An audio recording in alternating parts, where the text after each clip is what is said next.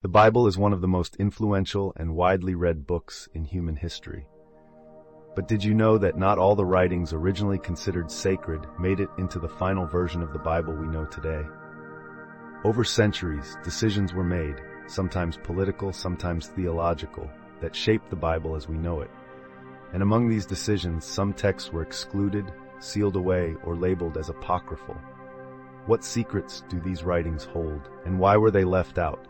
Today, we're diving into the mystery of a secret book removed from the Bible. We'll explore its history, the controversy surrounding it, and what it could mean for our understanding of faith and Scripture.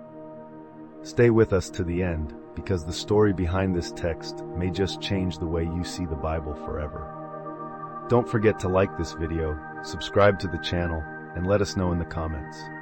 What do you think about the idea of sacred texts being excluded from the Bible?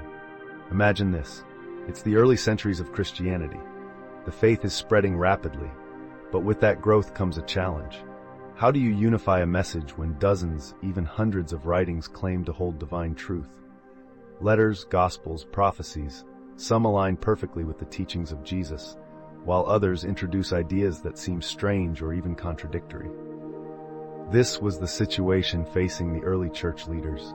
They needed to establish which writings were truly inspired by God and which ones were not. This wasn't just a theological exercise, it was about preserving unity among believers. So councils were convened, debates raged, and eventually, a canon, the official list of books, was created. But what happened to the texts that didn't make the cut? Were they simply left out for clarity's sake, or was something more deliberate at play? One of the most fascinating examples of these excluded texts is the Book of Enoch. Let's talk about the Book of Enoch. This ancient text is unlike anything you'll find in the Bible. It's attributed to Enoch, the great-grandfather of Noah, and offers a vivid, almost cinematic depiction of the spiritual realm. Angels, demons, divine judgment, it's all there, written with a level of detail that rivals the Book of Revelation. The Book of Enoch delves into the story of the fallen angels, referred to as the Watchers, who descended to earth, mated with human women, and created the Nephilim, a race of giants. This narrative expands on a brief, cryptic mention in Genesis 6, 1-4. When human beings began to increase in number on the earth, and daughters were born to them, the sons of God saw that the daughters of humans were beautiful, and they married any of them they chose. The Nephilim were on the earth in those days, and also afterward, when the sons of God went to the daughters of humans and had children by them. They were the heroes of old, men of renown. Genesis gives us just a glimpse of this story, but the Book of Enoch goes deeper, describing the rebellion of these angels, their corrupting influence on humanity, and the eventual judgment they face. Here's where it gets even more intriguing. The Book of Enoch wasn't always excluded. It was widely read and respected in early Jewish and Christian communities. In fact, fragments of it were found among the Dead Sea Scrolls, a discovery that underscores its historical significance.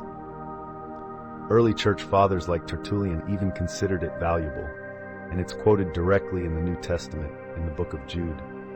Enoch, the seventh from Adam, prophesied about them. "See, the Lord is coming with thousands upon thousands of his holy ones to judge everyone, and to convict all of them of all the ungodly acts they have committed in their ungodliness." Jude 1, 14-15. This direct quotation raises a compelling question. If the Book of Enoch was good enough for Jude, why was it eventually excluded from the Bible? The answer lies in the shifting priorities of the early church. As Christianity grew, leaders sought to standardize doctrine, weeding out texts they felt were too controversial or could lead to division. The Book of Enoch, with its detailed accounts of the supernatural and its emphasis on angelic rebellion, didn't fit neatly into the emerging orthodoxy. There were also political considerations. By the time of the councils of Hippo and Carthage in the 4th century, the church was closely aligned with the Roman Empire. A text like the Book of Enoch, with its vivid descriptions of corrupt rulers being judged by God, may have been seen as too provocative, too dangerous for a religion now intertwined with political power. And so the Book of Enoch was sidelined, relegated to the Apocrypha, or entirely excluded depending on the tradition. But here's the twist. The Book of Enoch didn't vanish. It survived in certain Christian traditions, particularly in Ethiopia, where it remains part of the canon for the Ethiopian Orthodox Church to this day. This raises another fascinating question. Why did some communities preserve it while others rejected it? For the Ethiopian Church, the Book of Enoch offers profound insights into the spiritual battle between good and evil. It's not just a historical curiosity, it's a living, breathing part of their faith. This perspective invites us to consider, what are we missing by ignoring texts like this? The Book of Enoch isn't the only text that was excluded from the Bible. There are other fascinating writings, like the Gospel of Thomas, the Book of Jubilees, and the Shepherd of Hermas. Each of these offers a unique perspective on faith, spirituality, and the teachings of Jesus. The Gospel of Thomas, for example, is a collection of sayings attributed to Jesus.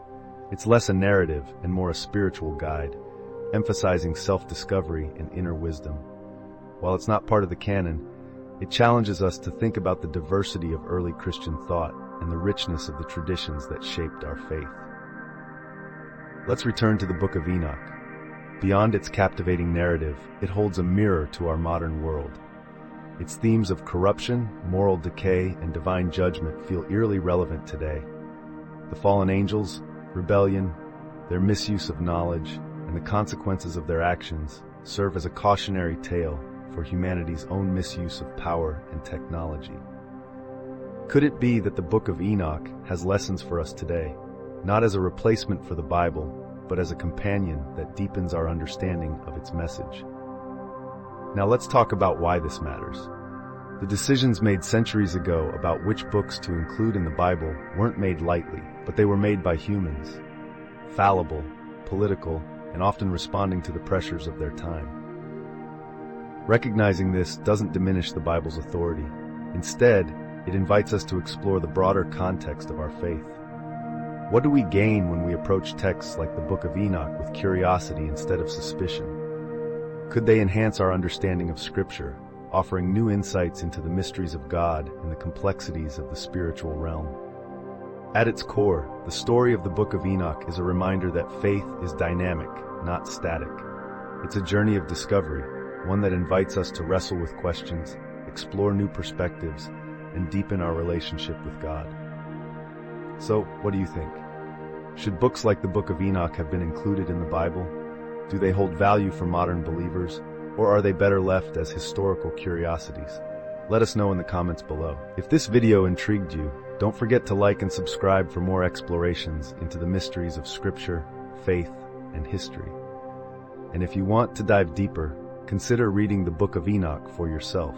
It's a fascinating journey into the spiritual world that might just change the way you see the Bible forever.